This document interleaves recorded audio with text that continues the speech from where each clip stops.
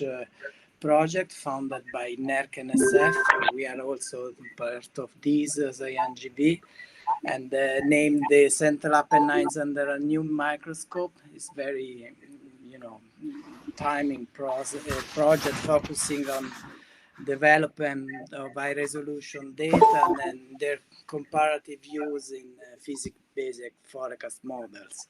Margarita had, in fact, the very good idea in asking the support of the NERC Geophysical Equipment Facility and SAES UK soon after the Amatrice earthquake in Italy 2016 to bring over a few tens of seismic stations.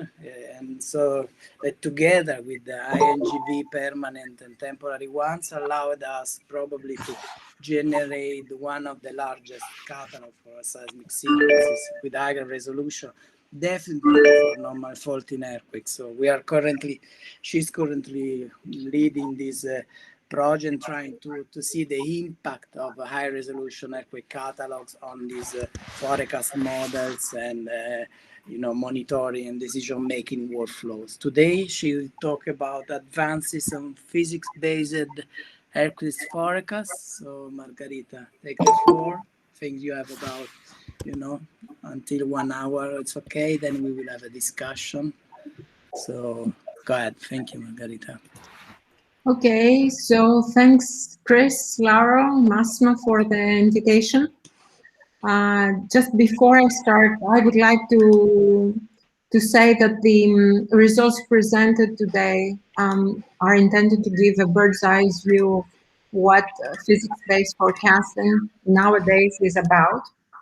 And it is not only, of course, my work, but it is the work that I have been doing at least the last 10 years with Tom Parsons, who is joining today, and more recently with Simone Mancini, who also is joining this call. So get all the tough questions for Simone, he's the one.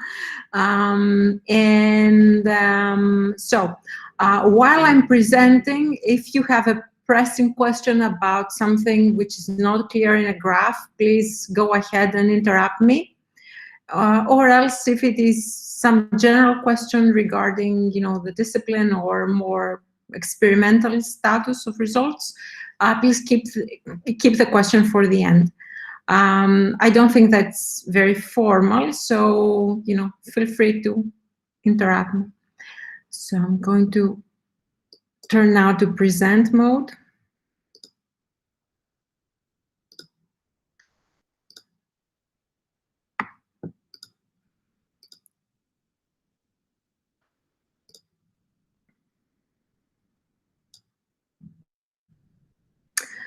So most of the results we are going to discuss today, they're related with the project NERC and SF that Laura has just described. And what's the best way to introduce the Central Apennines than to use this very nice map from the map room of the Vatican, where you could see the epicentral area of the 2016-2017 sequence.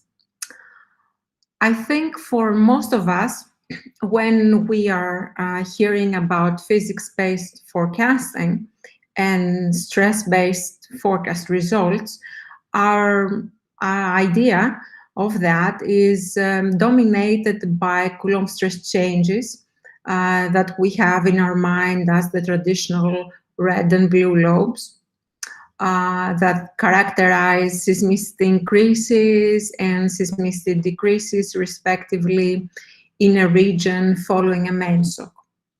So here I present this very typical idea that dominated people's minds from the early 90s, where when seismic stress changes started to be a thing, and we thought at that point that will help us tremendously in understanding aftershock populations.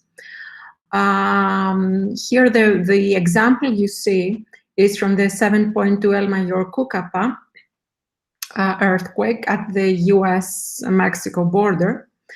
And by using the most, the high-resolution Weyerthal coseismic slip model, we have estimated the coseismic stress field in the typical red-blue representation.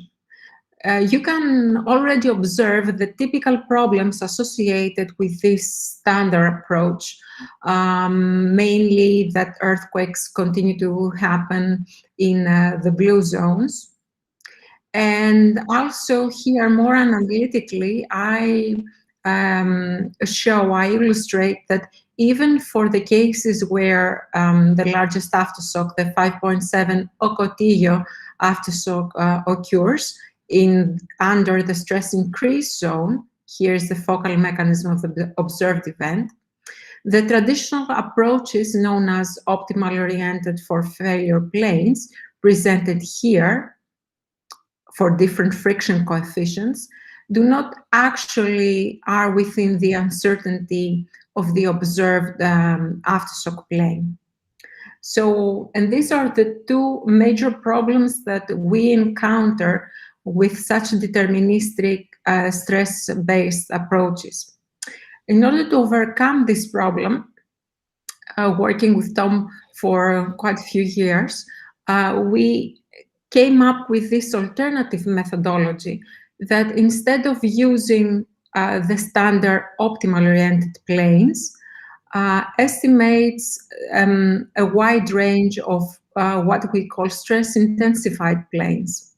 The application of the method is illustrated here. And in this method, we are using as a triggering criteria not only the stress changes being larger than 0.1 MPa, but the total stress being the summation of the pre-main shock stress field and the coseismic stress changes being positive. So instead of using one representation for a possible aftershock rupture plane, we use for every grid point in our study area thousands of planes of different strike, dip, and rake, and we estimate the total stress on those planes. We have millions of estimations instead of one deterministic estimation. And if we represent here in a pie chart the percentage of possible positive stress intensified planes, we see a wide range of strike slip planes that they are possible for rupture, normal planes that they can be either low angle in light gray or high angle normal faulting, and also reverse faults that they are possible to rupture in our study area. Now, it was not only estimating, but also illustrating the results from such a method at a single grid point. It was a challenge. So we have to find a way to illustrate the millions of estimates that we had. So we have come up with these 2D histograms that sometimes we use, biologists use in DNA sequencing to describe the aftershock populations. So here, for one single grid point, we show this 2D histogram with the x-axis corresponding to the possible range of rakes from -180 to 180. And the y-axis represents the Euclidean distance, which is a combination of the strike and the dip of each of the possible for rupture planes. You see here, depending on the intensity of the solution, the number of possible solutions within each point in our 2D histogram. And with red here, we represent the focal mechanism of the observed aftershock and its uncertainty. So we state that the method is successful in identifying a possible aftershock rupture when we have solutions within the focal mechanism and its uncertainty. So if we follow this path of logic presented in the methodology here, we find that our method explains every triggered earthquake, meaning that in the chart, in the diagram here, we achieve 1% of aftershock ruptures being solved. So we can explain and reason all aftershock ruptures for magnitude 3 and above for the 3 years after the 7.2 El Mayor cookup. However, this actually is not very meaningful because it justifies every possible plane. And our effort is to find something which has a predictive power. So we use this framework now to query our model multiple times, trying to investigate the underlying conditions to explain further this predictability. So we query the model using multiple hypotheses. So one of the hypotheses that we find to be working and have a very powerful and being very powerful in explaining aftershock ruptures is expecting an aftershock to occur on the nearest focal mechanism taken from the pre-main shock earthquake catalog. So we have taken the Southern California focal mechanism earthquake catalog, and at every grid point, we have assigned one past focal mechanism. And we ask the model if aftershock ruptures do continue to occur on the past observed planes.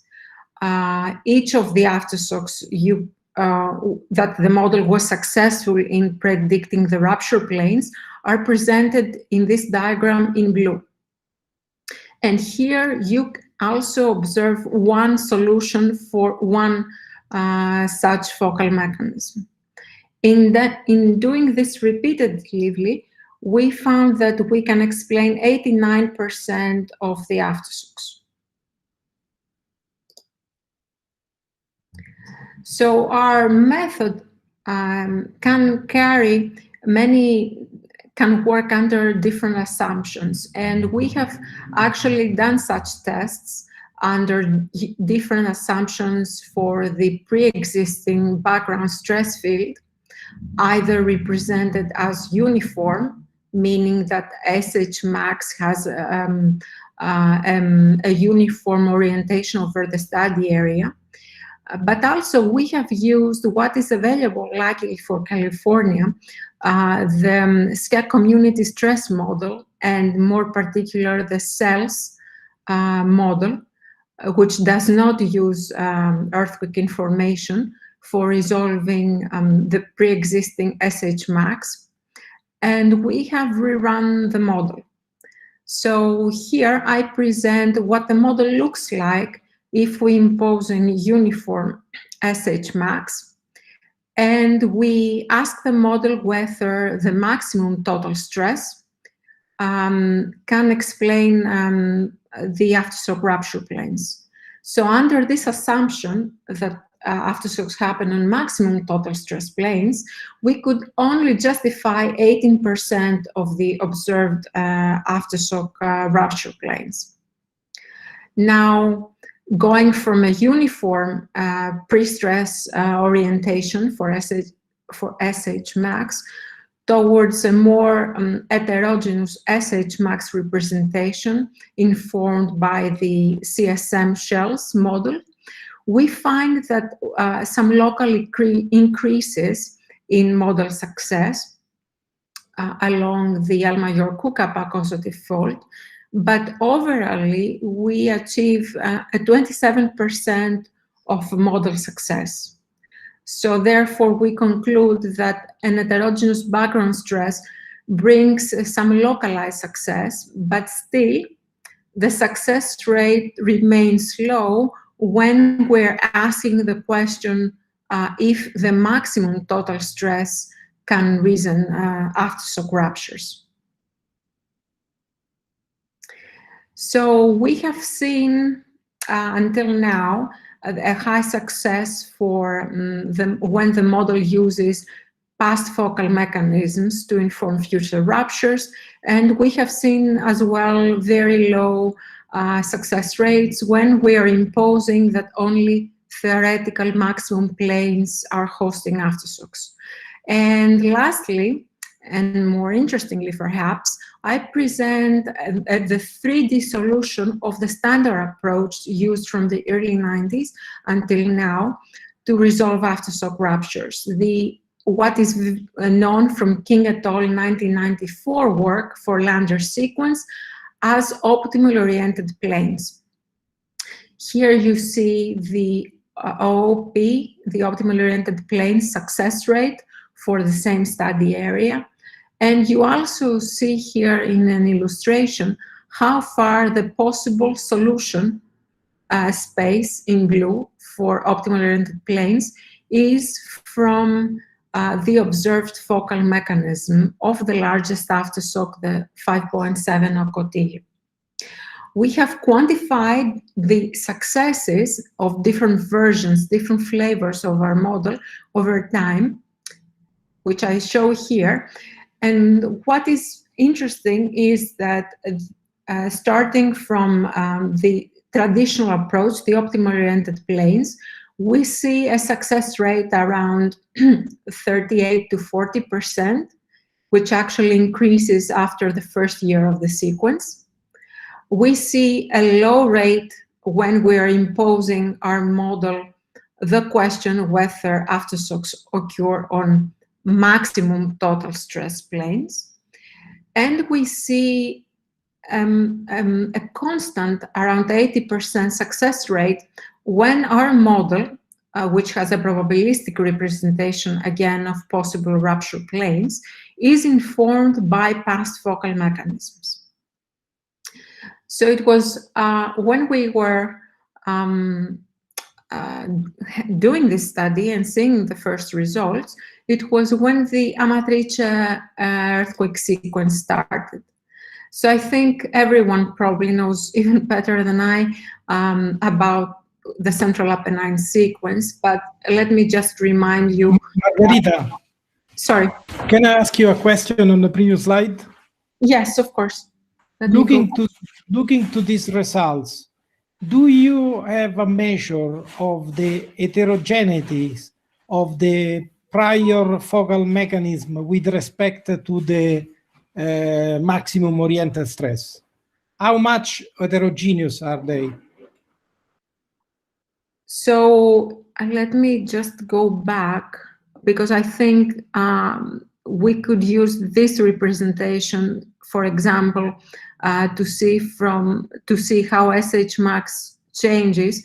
So the SH max change over the region is between 5 and 15%, compared with the model that has a uniform orientation for SH max.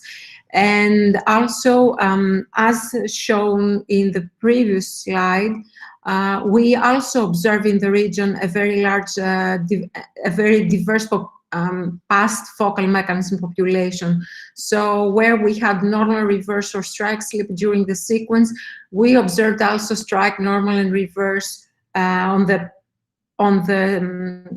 focal mechanisms that happened before the main shock. So thank you. Okay, so let me just continue and saying briefly what the project, the Central Apennines project, is about. You can see it's a very diverse team with scientists from UK, US, Italy, and don't forget also that during the sequence, the deployment team, described fully in Moretti et al. 2016, also involved many students from UK and Ireland. So the scope of the project was actually develop the earthquake catalogs using the traditional but successful methodologies for high-resolution catalogs known up to date. It was around the time that we also breaking and success in earthquake detection coming from machine learning methodologies to detect, locate, and characterize seismicity. And the project in the second year focused on understanding the evolution of the earthquake sequence, and with an overarching goal to use all these different earthquake catalogs, develop forecast models of physics and statistics, and find out exactly if we have higher predictive power on behalf of those models. So the sequence started in late August with the magnitude 6 Amatrice. Then we had 26th of October 2 5s near Viso, the northern section of the sequence, that culminated to the 6.5 Norcia event.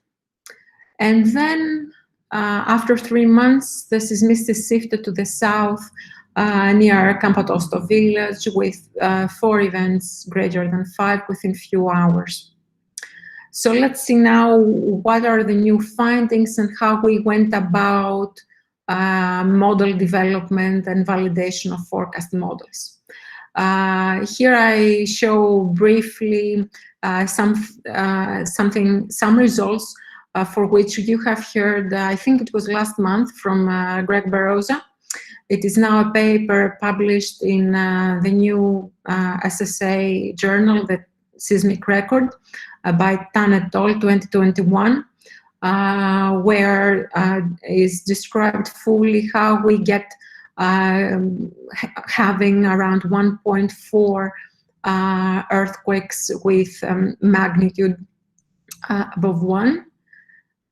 Which allowed us to see better the active fault structures through the sequence. And I'm going to focus mainly on what exactly we did with all these catalogs. So first we had to come up with a protocol, an experimental protocol that would cover the development and the validation of the models throughout the project. So our experimental protocol is starting on the day of Amatrice earthquake on the 24th of August. It is done in pseudo-prospective mode. It is out of sample, meaning that we don't use, we use the events that happen today to predict seismicity on the day after. It has a 1-year time horizon. Each forecast model is daily updated, and we have evaluation time steps of 1 day, 1 year, and between significant events. We set as a primary question the following: are stress-based equal or not poorer in predictive skills than statistical forecasts? In the language of clinical trial that you would hear today, this effort on trying to find whether a model is equal or poorer is described as a non-inferiority test. So the outcomes, which we will report, are determined using statistical log likelihood metrics for model performance that have been introduced the last decade by the Collaboratory for the Study of Earthquake Predictability, known as CSEPT. The design principle behind the forecast model development is the introduction every time of a single element in each of the 7 physics-based forecasts towards increasing complexity in order to quantify which elements described fully in this table here are improving more the predictive power of the stress-based models. I'm not going to go through each of the 7, but let me just, for example, compare here the basic model, which is the CRS1, which uses a uniform slip to characterize the Amatrice earthquake, We consider seismic sources with magnitude 5.4 and above, 0.4 friction, and all receiver faults are uniform, meaning that they don't change within our study area, strike orientation, and dip. No rate and state parameter is optimized in this very basic model. But as we go towards increasing complexity, we have models that have rate and state parameters optimized, that they are considering secondary triggering effects, meaning stress estimates from magnitude 4 and above. They use more clever representations of fault in the Central Apennines area, and they go generally towards minimizing the minimum, reducing the minimum triggering threshold. So the most enhanced model in this first phase of our project, CRS7, uses, for example, the best available slip models for Amatrice and Viso. Earthquakes. We consider secondary triggering effects from magnitude 3 and above, and optimized parameters, and so on. So all this under phase 1 models is our testing protocol during the first year of the project, where the development of all these forecast models and their successive validation is using the monitoring room catalog.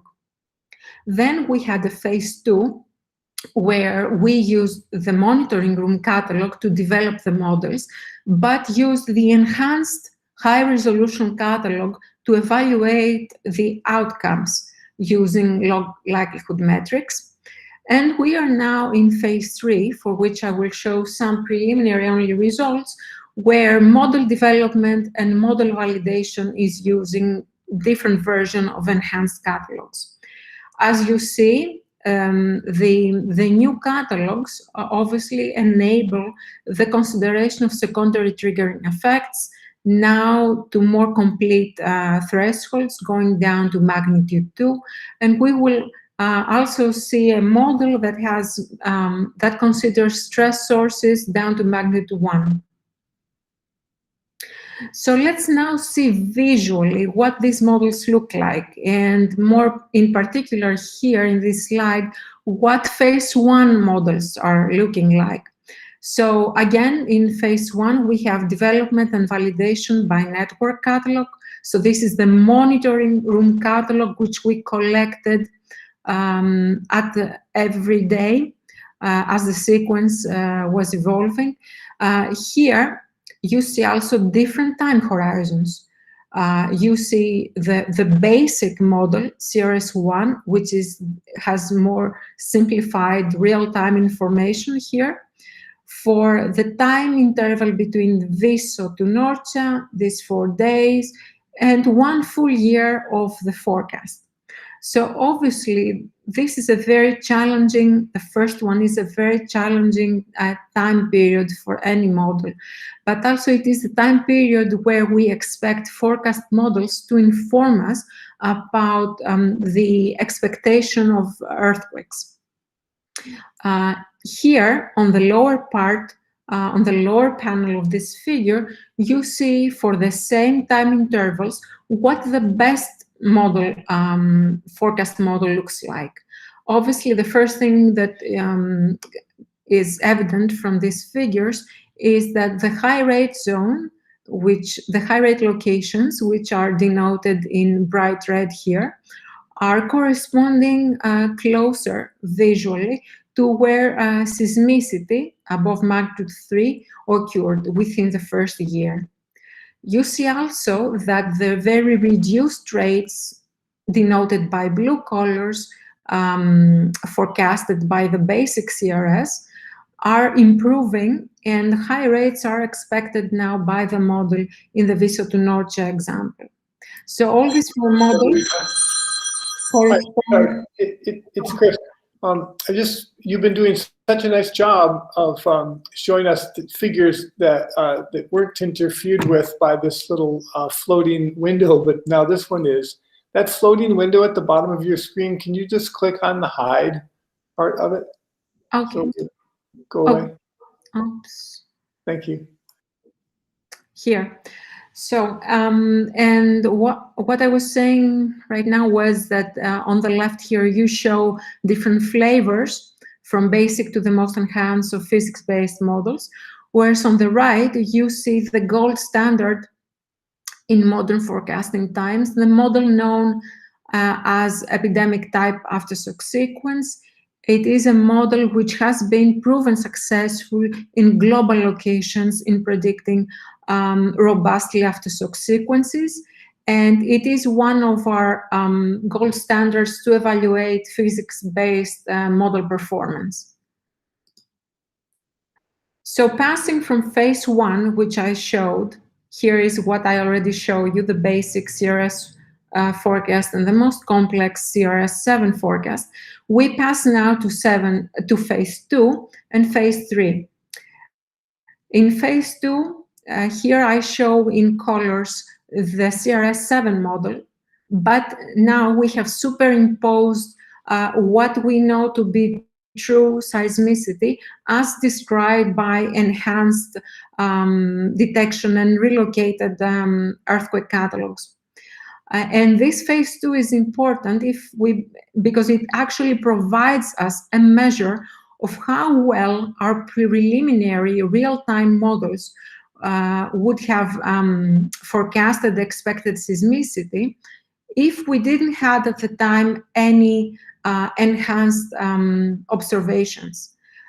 And our phase 3 here aims to illustrate the limit in our predictability by using more complex representations with secondary triggering effects going down to magnitude 2 and magnitude 1, and using the enhanced relocated earthquake catalogs.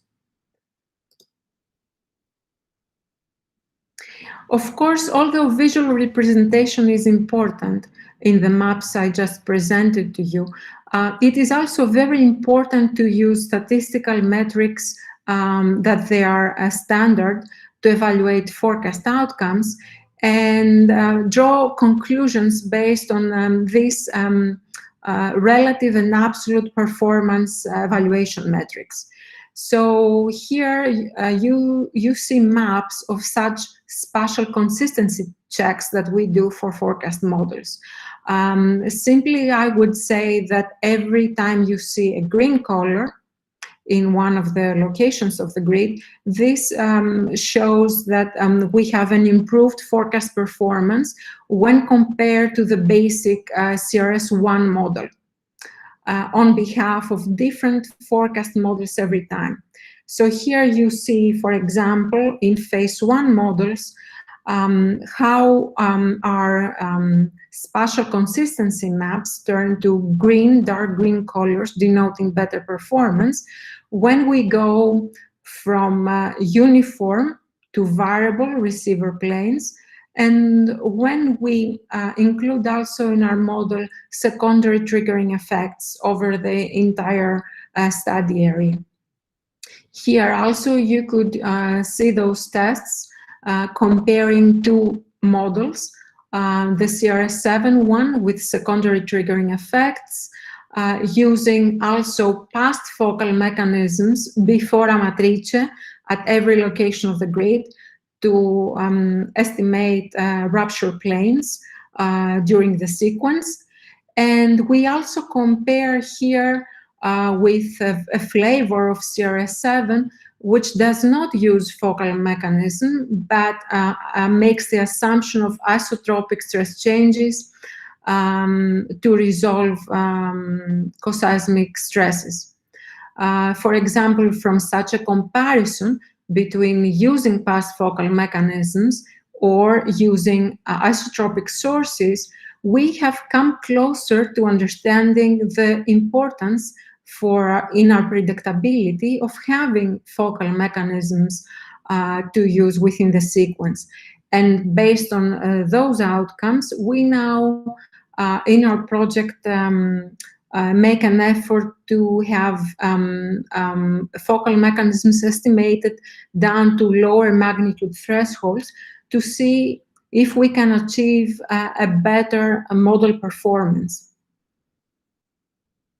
So here is a graphical and quantified representation over different phases of the model, of the forecast model development. Phase 1, as I described, using real-time data. Phase 2 and Phase 3. Over the 4 days between Viso to Norte and over the entire year.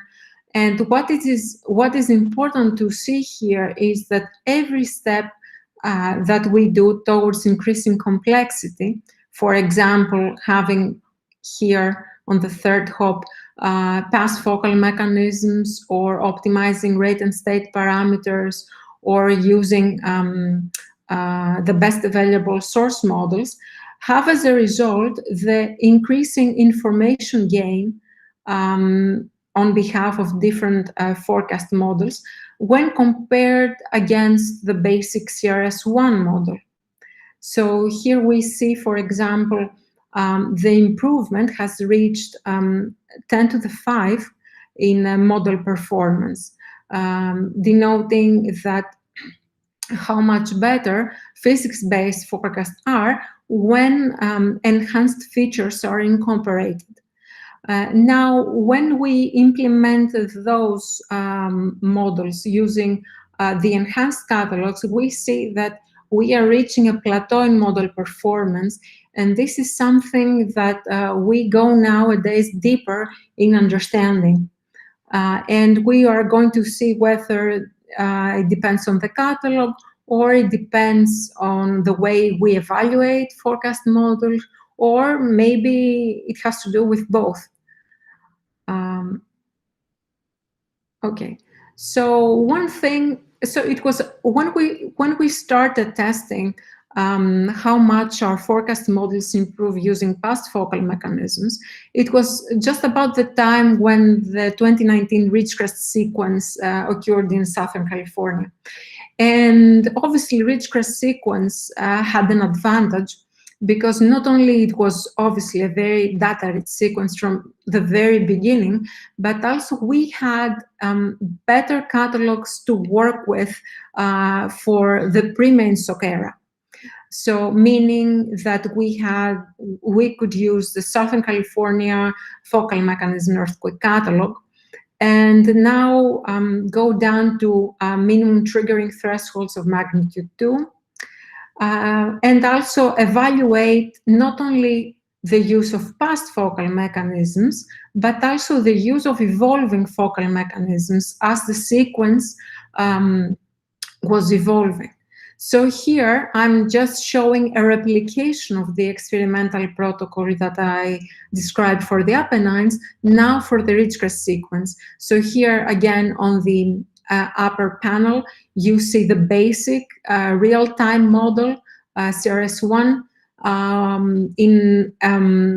showing the expected seismicity 24 hours. So the first day after the 6.4 Cirrus Valley, 24 hours to 7.1, and 1 month after the 6.4 earthquake. And here in the CRS7, you see the most enhanced physics-based forecast that incorporates not only past focal mechanisms, but also evolving focal mechanisms from emerging aftershock populations. And of course, this model has other features as spatially variable receivers, optimized rate and state parameters, and of course the slip distributions for Ridgecrest main SOC that they were available during the first month.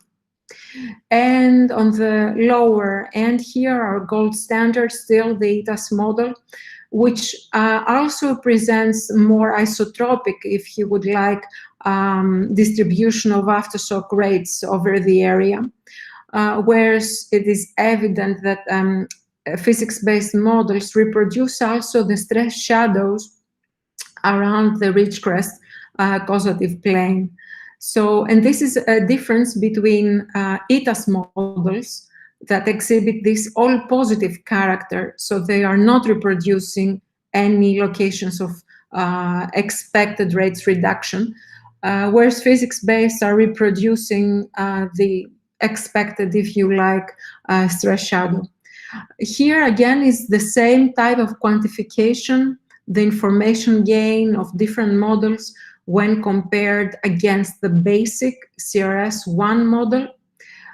It is again interesting to see that towards increasing complexity, we see an improvement with CRS-7 being 1,000 times better than CRS-1 model. And here also you observed how much better the first day after the 7.1 physics-based models are performing when compared against the gold standard ETAS. So just before I go to the next slide, let me just say that for the 1 month after the 6.4 Cirrus Valley, one thing we noted is that we had this step in information gain between using only past focal mechanisms and when updating physics-based models for emerging aftershock populations. So we would like to go deeper at that point. Simone was very keen on producing this very nice illustration, which represents his results in the best possible way. And what we see here is clusters, 3 clusters of possible improvement as described by better log likelihood statistics shown in green over the Ridgecrest sequence. Zone 1, which is further to the north, zone 2, which is close to the epicenter locations of Cirrus Valley and Ridgecrest, and 1 location closer to Garlock Fault. So what we are trying here to see is why when we update, is the reason why when we update with aftershock populations, emerging aftershock populations, and not using just past focal mechanisms, we see an improvement on behalf of forecast models. So here in the ternary diagrams, you see that there was a constant shift in aftershock populations towards less normal, more strike-slip events when we compare between past focal mechanisms and aftershocks that occur on the same grid point, which has 2 kilometers distance in XY spacing in X, Y, and Z. So, which means that as new catalogs are becoming available in real-time conditions, these shifts in event population, in aftershock population, are important to be included in physics-based forecasting, because even for the same locations, the difference in rakes and strikes and dips make the difference between success or failure of a physics-based model. Here we see that in degrees that the difference in shift between the past populations in magenta and blue, they are ranging on average above 20 degrees, and in some cases exceed 30, which is well above the uncertainty of focal mechanisms that are reported in the Southern California earthquake catalog. So I think I'm already past my time, but I would like to show you some more recent results comparing different high-resolution monitoring room catalogs. So one of the things that we would like to see in this phase 3 of our project is how information gain and loss is varying between ETAS models, statistical catalog-based models that use high-resolution catalogs versus ETAS models that use the monitoring room catalog. So in the most recent results that are now under discussion, and Simon also presented in last SSA and EGU meetings, we see that there is a marginal poorer performance when we are using the high-resolution catalog for the catalog-based forecasts. And this is something that we will go about in understanding in slides further below. But if we now turn and look how physics-based models that use high-resolution catalogs compare with physics-based models that use monitoring room catalogs, we see this difference is less pronounced, but it is still in the same neighborhood of 0.2 information gain loss for critical time intervals between Amatrice to Viso and Viso to Norcia. So we are trying now to understand which features of the enhanced catalogs and the machine learning catalogs are bringing this improvement, this poorer improvement when we are using in phase 3 enhanced catalogs to develop forecast models. So in those graphs that Simone prepared, we show for different time intervals spatial consistency maps, meaning when it is green we have a better performance, when it is red we have a poorer performance. And we are tracking here in those series of figures the effect of magnitude re-estimation in the enhanced catalog. So as we see here, I present the events in varying radiuses that they match between the monitoring room and the enhanced catalog. What we see is that in the locations of the grid where we have a poorer performance when we use the enhanced catalogs, it is where we are seeing that magnitude re-estimation has an important deviation when compared with the magnitude of the monitoring room catalog. However, it is still not clear whether we see other effects and not just magnitude re-estimation influencing the model performance evaluation. So we made a lot of tests trying to get to the core of the problem here. So here, Simone visualized in a very much better way what is the cumulative effect of such magnitude re-estimation between monitoring room catalog and enhanced catalog. So in those graphs, you see the difference in the cumulative difference in magnitude here with respect to cut 0. Meaning here that cut 4 usually has smaller magnitudes being re-estimated. And on the y-axis, you see the difference in spatial performance on behalf of the ETAS model using cut 0 and cut 4, which is the enhanced high-resolution relocated catalog. So what you see on average is that there is around 50 to 60% of cumulative magnitude difference that is bringing out a poorer performance when enhanced catalogs are used. But we are tracking the influence of the magnitude re-estimation and broader the use of enhanced catalogs, not only in statistical catalog-based models, but also in physics-based forecast models. We see here that although generally red regions showing a poorer performance using enhanced catalogs correspond to give or take the same locations when we have magnitude re-estimation problems, it is also evident that CRS models are less influenced by the magnitude re-estimation. So the reason behind that is the spatial kernel that forecast models use to project expected seismicity.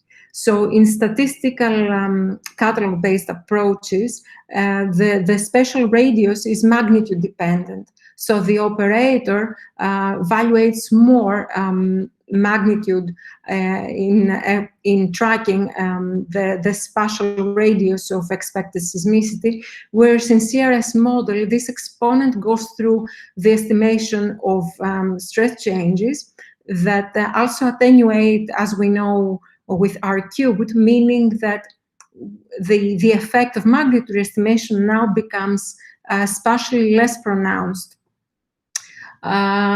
Here, we show exactly using the same metrics, the difference in performance on behalf of physics-based models when using enhanced models. And we see now that the range of performance difference is more clustered between 0 and 2, meaning exactly showing the quantifiable result that we saw in the previous slide in maps. Okay, so I think I'm running out of time. So before I close, I would like to say how it is not only an issue of magnitude estimation, it is an issue of the tests that we use in order to evaluate the performance on behalf of physics-based and statistical models. So here, in trying to differentiate between the magnitude re-estimation problem and the effects of the statistical test we use to judge a spatial performance, we have taken for matching events between the two catalogs, the magnitude as estimated in CAT0 in the monitoring room. In fact, when we do this test, we saw that the performance of ITAS model, when we have replaced the old magnitudes to the new locations, is very close to the ITAS model when informed by the enhanced catalog magnitudes. So this gives us a hint that it is not actually the magnitude re-estimation that mostly influences the results we see, and they correspond to a loss, if you wish, of information gain when we use enhanced catalogs, but it is also the statistical test that we use for judging the model performance. So here you see what a forecast model looks like in different grids. So we have done several tests in assessing the effects of grid size in forecast model development using for enhanced catalogs a 2-kilometer grid and then 500-meter grid. As expected here, we see maximum expected rates to drop a little, but the cumulative effect of regridding the forecast to denser grids actually leads to a better performance on behalf of the physics-based models that we see here being improved, as illustrated by the lower absolute value of log likelihood tests. And while at the same time we see that model regrading using enhanced catalogs does not actually offer much in improving catalog-based forecast performance. I don't think I have time, but we could definitely discuss during the time that we have on what Tom has presented in the last SSA meeting regarding the effects of the statistical metrics we use to judge forecast model performance. Really briefly, I would like to stress out that the outcomes of the study show that the statistical metrics are not suitable to compare between forecast models that belong to different classes. And what different classes mean is that here we see, for example, on the left, the typical ITAS model, which has increased rates everywhere, isotropically distributed around the ridge crest rupture.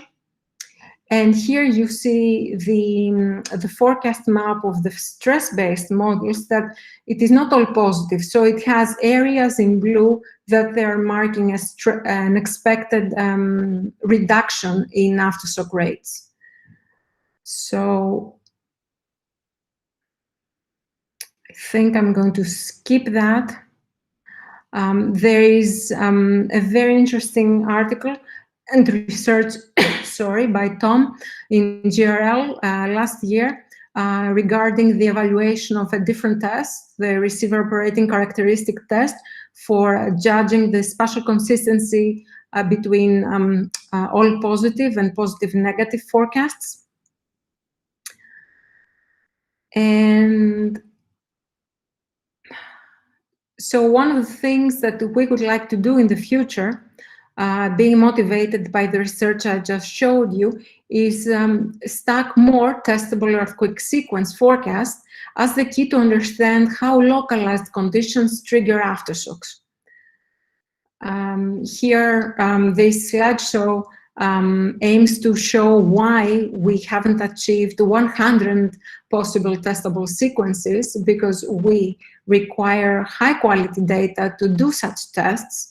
So for example, here if you see what the global catalog looks like from 1904 up to present day, for event magnitude above 6, we have 3,000 events distributed around the globe in different in regimes with different stressing rates, going from blue low regions to very high stress regions. But from these 3,000 events that we have to date, it is only 818 that are at land, for which we have better data. And from those 818, we have only 330 that have actual main shock rupture characterization, meaning that we know either from GCMT or retrospective studies the moment tensor of at least the main shock. And from these 330, we have 217 in modern era from the 70s that uncertainties in magnitude location of the and other main shock parameters are successfully reduced. But don't forget, we don't actually seek to understand only the main shock, but also the whole sequence. And it was, so here, if we are tracking from literature, the reduction in global magnitude of completeness for regional catalogs, we see that we reach magnitude 3 completeness around 2010. So if we remember now what happens after 2010, we are coming up with these 6 sequences that have, they are in a data-rich environment, and they can be used to develop earthquake forecasts and then measure our predictive power depending on which assumptions we use for their development. So I think here, it becomes evident why we are just now starting the last 10 years to be able to do forecast experiments such the one that I described for the Central Apennine sequence. And of course, this ability to develop and compare and go deep in triggering concepts, it is enabled here, if you see in the chart below the time series of events, from breakthroughs that people that work on catalog development have achieved through the early 2000s. So procedures that we now consider standard as DD relocation, that promoted the high-resolution catalog development, for example, starting in California in 2005, retrospective experimentation for forecast models, all of those started around 2000 and 2010. And this really explains why, and of course, together with the advent of AI detection methodologies, why we are now beginning to discuss more closely how stress-based forecasts can answer our questions regarding earthquake predictability. So some take-home points that they are motivated by multiple slides that I showed today is that there are localized background stress conditions that influence the durability of aftershock ruptures. Aftershock ruptures do not correspond to theoretical maximum total stress planes.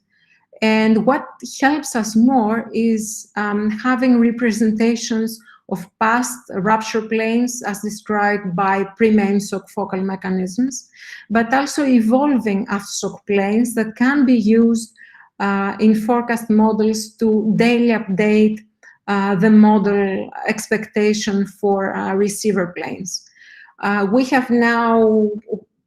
We came close to understand what is the recipe for producing a best CRS model.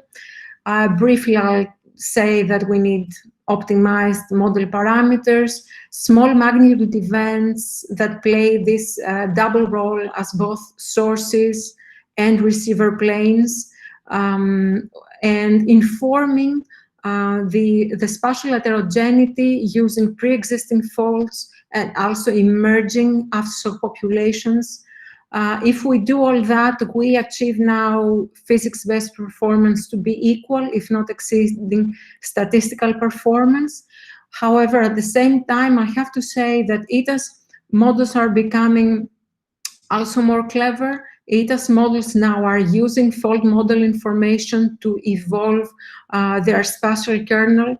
So if someone takes a more philosophical look, we can say that through secondary triggering, physics-based models become more ETAS-like, whereas ETAS models, in order to improve, they need to use fault information, so they're becoming more stress-based-like.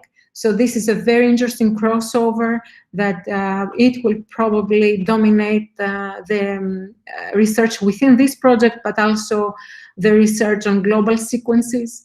And something that sadly I did not have a lot of time to discuss is that as forecast models are becoming more and more complex and more purpose-related, we need also clever statistical evaluation tests that will aim to identify specific strengths and weaknesses across different classes of forecast models. So, for example, we need more specific tests to evaluate spatial consistency of stress-based models. And with that comment, I'll just stop here and start the discussion. Thank you. Thank you, Margarita. And yeah, we are open for discussion, questions. Thank you, Margarita. Thank you, Margarita.